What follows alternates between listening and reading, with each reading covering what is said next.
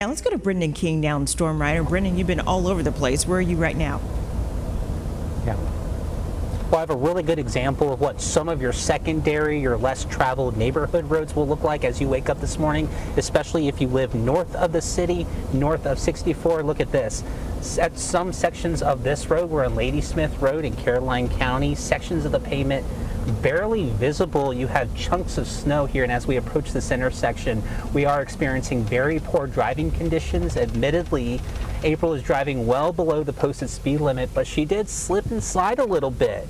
I can tell you Hanover and Caroline counties definitely the worst when it comes to these road conditions, at least on the secondary and less traveled roads. Your major roads are fine.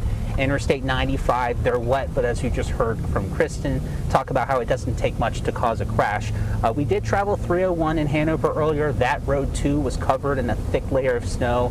We passed a truck abandoned in the ditch. We've seen snow plows pushing snow off the pavement. The snow collecting in the middle of the sides of the road where cars haven't passed yet. Closer to the city in the Richmond area, the roads are wet. I can tell you VDOT, city, county crews, they did a really good job pre-treating the roads down there. For instance, Scott's Addition was fine, West Broad Street was fine. I will note your bridges and overpasses in the city are still slushy and messy, so watch out for that. There are some low-hanging branches, so watch out for that as well. The good news is there are very few cars on the road compared to a typical Wednesday morning commute. Most of the traffic with us has been plows. So